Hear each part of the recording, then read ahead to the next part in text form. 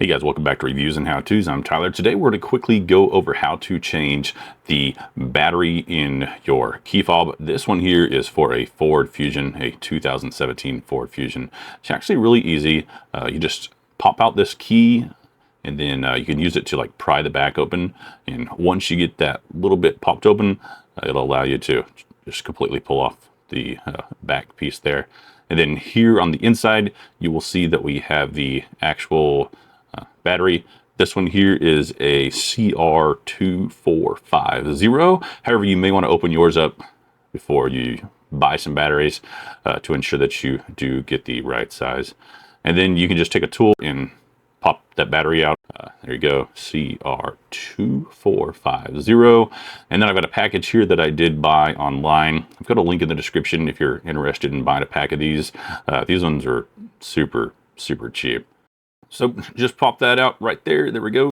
And then we're going to do everything in reverse. Make sure you have the plus side pointed up, and then you'll slide it back in there, push it down, and then we're going to take our back piece here, and then there's like a little thing there on the end. You got to make sure it sits down inside there, and then push down on the back, and then put your key back in there, and you will be good to go. All right, time for an operations check.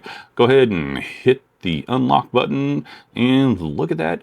Everything is now working. We are going to be able to get back on the road and have no issues. All right, so if you do find yourself with a completely dead battery, a cool trick, and this is pretty much available on any vehicle that has these key fobs. You can just slide it down there in the cup holder. Other vehicles, it may be in a different location, and then that will allow you to, jump in your vehicle and then push your button, and then it will be able to start. If you remove the key, it will allow you a little bit of time, about 15-20 seconds, to go ahead and restart it without that key placed back in there. So, be sure you're cautious of that.